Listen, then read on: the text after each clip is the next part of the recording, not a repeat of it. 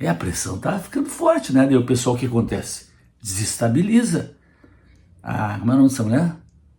Natuza. Essa que foi xingada aí no mercado?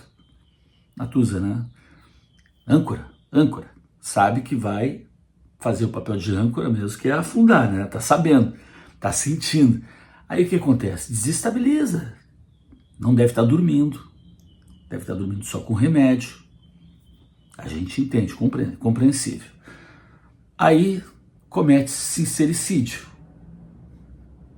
Democracias foram feridas. No Brasil, a gente passou por um problema muito sério e que engajou muita gente, que foi uma tentativa de arrebentar com o Estado democrático de dinheiro.